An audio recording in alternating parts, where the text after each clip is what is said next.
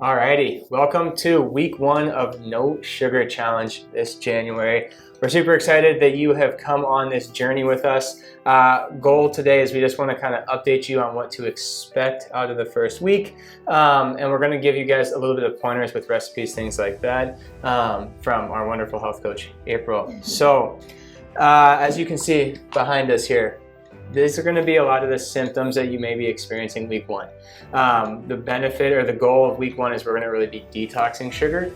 Now, what you're going to notice is that sugar really is basically a drug. So we don't really think about this because it's food, right? It's in everything. But our bodies are addicted to sugar. And when we pull that away, just like any other drugs, alcohol, coffee, even things like that, is that we're going to start to experience a lot of withdrawal symptoms. So most of these issues up here are going to be the result of withdrawing from sugar, but also it's very easy for your body to utilize sugar for energy. Now, when we pull all that sugar away, your body's not used to utilizing other fuel sources, so it's going to struggle a little bit with energy production because it has to get those other fuel sources and kind of work on reestablishing and rebuilding those pathways.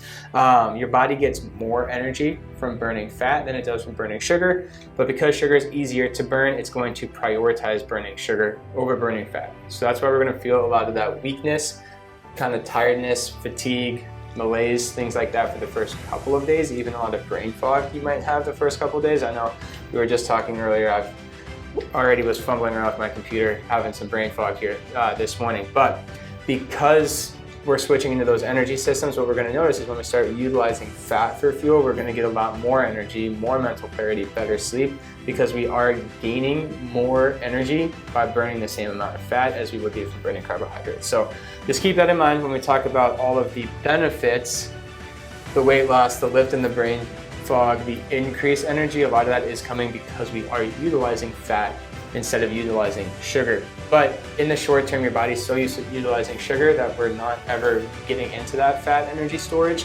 And we just haven't set those pathways up properly. So as we get better at being able to utilize that as a fuel source, a lot of our symptoms are going to improve as well. So just know that if you're experiencing the weakness, if you're having tiredness, the malaise, things like that, just kind of, you gotta just stay consistent. Just know that that is a symptom of what you're going through. Your body's trying to work through that, and you will reach the end of the tunnel with that. And typically about 7 to 10 days. If you've done the no sugar challenge before, if you do a lot of intermittent fasting, regular 24, 36-hour fasts, things like that, your body's gonna be better at kind of flipping into those new energy systems. So you probably won't notice as much of an issue.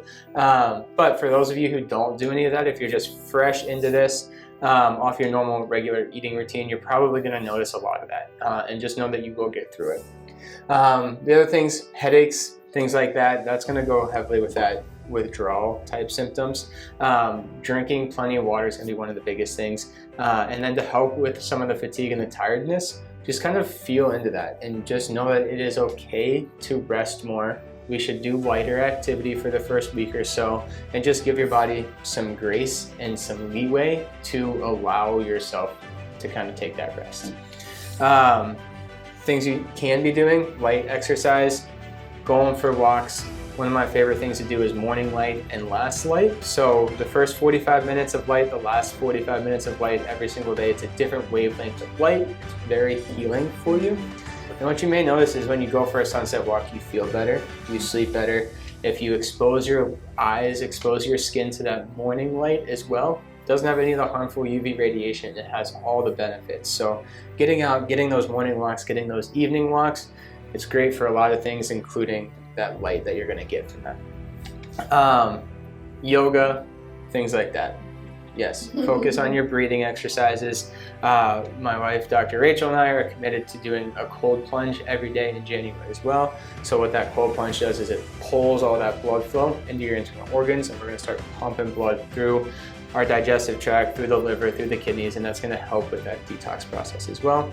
We've got an infrared sauna in the office. That's also going to be really awesome for that detox process. A lot of those infrared wavelengths of light that you're going to get from the sauna, you get that outside as well. So if you can't come into the office, if you don't have the resources available to utilize tools like that, all those things we can find in nature as well. So again, just know you're probably not going to feel the best for the first week. We know that. We're in the same boat as you are. So we just gotta kind of dig and get through it. And the light at the end of the tunnel is all of these awesome things and so many more. So we want to also make sure that we're supporting you guys. So we want to go through kind of what we've been doing as far as meal prep, as far as meal ideas, things like that. And if you have more questions about specific recipes, specific meals, just know that you can reach out to us. April here, our health coach. I'm here for. That's what she's here for. So what have you kind of done with meal prep to get yourself ready? So day one, I really focused in on making meals like interchangeable. So Yes. I did some like chicken patties that I could have for really any meal, breakfast, lunch, or dinner. I made some steak, so just quality meat, organic, grass-fed, pasture-raised, all that kind of stuff. And then I made a bunch of vegetables to really crowd out my plate. So I made broccoli, green beans, zucchini, squash, all that. Talk to me a little bit more about crowding out. What you mean by that? 'Cause I've heard you say that before. That's just like a concept of really filling up your plate instead of focusing on, oh, I have to avoid all these things and take things off my plate. We're gonna switch the mindset around to let's put on the good stuff on our plate, and actually you'll realize that you may not be even eating enough, so you want to actually eat more, and your body's gonna want to crave that, eat that. Yes, and this is it's not meant to be a starvation diet. Right. So there's still plenty of things to eat. It's just about experimenting with new things and putting maybe more of them on your plate. So breakfast ideas, because I know a lot of people do things like oatmeal in the mornings, they do their cereals in the mornings. We can't have that type of stuff. So personally, I've been doing a lot of duck eggs. I love duck eggs. I have a chicken egg allergy, so I don't eat chicken eggs. If you don't have a chicken egg allergy, eat a ton of eggs, right? So that's easy. So the last 2 days I've done duck egg omelets with chorizo. So I'll link that in the email, the link to the website where I get that chorizo from, because it doesn't have sugar or anything in it. And then onions, red peppers, things like that. Just a ton of veggies to throw in there, and then avocado. You kind of have to train yourself to start eating foods that you might typically eat for lunch or dinner, but for breakfast instead. Yes. Well, so. Yeah, and that's just a cultural thing. We have to have eggs for breakfast, or we have to have cereal. Well, why can't you have a steak for breakfast? If you want to have a steak for breakfast, have a steak for breakfast. Have steak and eggs for breakfast. That's what you do at fancy brunch restaurants, right? So we also, like, part of this is that we just want to break those habits and those confines of what each meal needs to be. So there's no reason that you can't wake up and have a bunch of peppers and green beans and hummus for breakfast, right? We just want to get nutrition into the body. That's the whole point. What I would recommend for breakfast, though, is getting a lot of the fat into the diet. So whether it's an avocado, if you're making a shake, a lot of times people make shakes with bananas, with fruit juices, things like that. We'll link to a shake in this email that we like as well. Typically, I do banana in the shake, but during no sugar, since you can't have bananas, I just do frozen avocados. And Costco is awesome. You get a big old bag of organic frozen avocados. It makes the shake thicker, creamier. Yes, it is awesome. Will you put like a nut butter with it or anything? Yeah, so I'll do basically my nut milk, which is either cashews or walnuts. We make nut milk at home, so it doesn't have all the other junk in it. And then I'll do the bulletproof protein powder, or the one that we have in the office, the collagen powder. So we can't do whey proteins. We don't want to do all the processed vegan proteins. So the collagen powder is going to be your best bet. We have 3 different types of collagen protein in the office, so we can point you in the right direction, which one's going to be best for you. So yeah, I'll do my nut milk, my nut butter, my collagen protein. I like chocolate, so I'll do cacao powder. It's important to get the unprocessed cacao powder. Don't just go by the Hershey's cocoa powder. Cocoa and cacao are not the same thing. So you want the cacao powder, and I'll do the avocados. And it's awesome. Yeah, so I'm gonna have another one of those shakes tonight when I get back from my run. So plenty of things that you can do for breakfast. A lot of it, though, is, like you said, you just gotta kind of switch the mindset a little bit to what is breakfast. And how can I fuel my body? Yes. Still meat these. Yep. Yeah, breakfast doesn't have to be sugary. Getting more protein, more fat, you're gonna feel full longer. You're gonna feel more energy throughout the day. Yeah. So that's probably the biggest thing. And then with lunches, things like that. So I know a lot of people are on the go. One of the biggest issues I get is, well, I'm traveling all day or whatever, so I can't, like, what can I do? I just have to get what I have on the road. So prepping veggies, prepping hummus, getting a cooler that you can put in your car, or even just meal prepping. Yesterday I meal prepped all day and I did a pork on the Traeger, I did beef on the Traeger, and then we just did a bunch of veggies. I just get meal prep containers and I put 10 containers in the freezer that I just pull out, and it's thawed by lunchtime. And it's good, healthy food. I controlled every aspect of what went into it, so I know it's good for me with no sugar. And then I'm full of that, basically. Yeah. Snacks. Snacks, I mean, we still can have some nuts.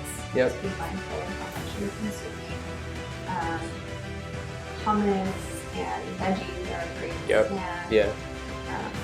Even salad is a really good salad bowl. Yes. It fills you up. Yeah. So you want to get stuff that's going to fill you up. And then one of my favorite snacks is the Chomps beef sticks. And then even just like a little scoop of coconut oil or something. It sounds nasty to just like eat a scoop of coconut oil. You can actually get individual packets of coconut oil as well. And if your afternoon snack is a high quality protein stick and just pure straight fat, that your body's just gonna be able to suck all that up and utilize that.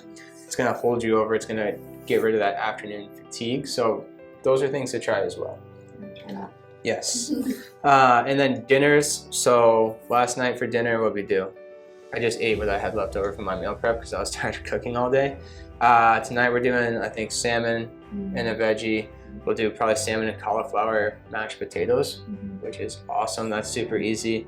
And then I don't even know what we have planned, but it's basically just protein, veggies, and fats. Like normally it's protein, carbs, veggies, or something like that, or it's just super carb heavy. But if you focus on getting a protein, a vegetable, and a fat on your plate, you're good. Yeah. I like to give illustrations to help people with like portion sizing. Yes. So for your protein, you want at least the size of your palm. Or 2 palms if you're me. Yeah. And if you're, doing extra Yeah. physical activity, you definitely need more protein, but at least that size. And Yeah. then for vegetables and such, you want your whole fist at least. Definitely more if you can fit it in. And that's for each meal too. Yeah. And then for healthy fats, at least the size of your thumb. Yes. And we could kind of go down a rabbit hole Yeah. all day long about this stuff. If you want to come into the office and ask questions, it's kind of a good segue. We are doing a talk in the office on Thursday of this week. So that would be the 4th. It's at 6 o'clock in the office. It'll probably go till 7:30. So I'll talk for a little bit at the beginning to kind of give you the background of what we're looking to achieve in the body. But we do want to open it up for questions as well. So if you're trying to follow along and you're getting a little bit lost and confused, come on in. We're going to have a panel set up at the end where you can just fire away and start to ask your questions. And I had another thought I was going to say. I have no sugar brain right now, so I can't think of what I was going to say. That's okay. If you have personalized questions, Yes. if you have food allergies and such, reach out to me. We have text and email support. So Yes. if you are looking for more personalized support, definitely reach out. Yes, and that's what we want is for you to have access to April over text, over email. So if you have questions about recipes, questions about substitutions, questions about can I have this or can I not have this, that's what she's there for. So all month long, you can text her, you can email her, and she'll get back to you about those individualized questions. But outside of that, we're excited for you guys. Very. We're excited. Follow along with us on social media. I'm going to have a marathon on January 28th that I'm currently very undertrained for.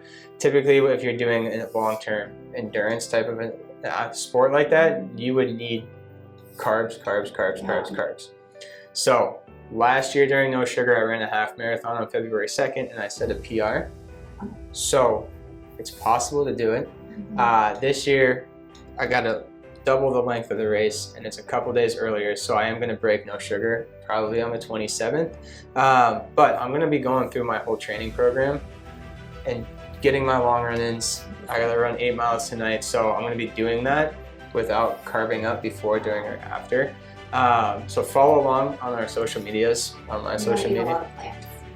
I'm gonna eat a lot of plants. I might shrivel up and look like a plant.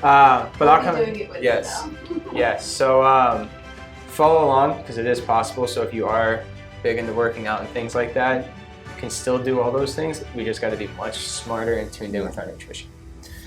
So again, we're excited for you guys. Follow us. Get with April. She can help you out, and then hopefully we'll see as many of you as possible on Thursday. It'd be awesome to just pack the whole office out with everybody that's doing no sugar, because it can feel like you're alone, and you're not. You've got a whole family here. We're all going to help you. Post in that Facebook group. The event ended. You can still post in the discussion pages. And our other Facebook page, Lakewood Ranch Holistic Health, is meant to be a resource where you can go and ask questions. So get onto those Facebook groups, the Facebook event, ask questions there, comment back on the stuff that we put out.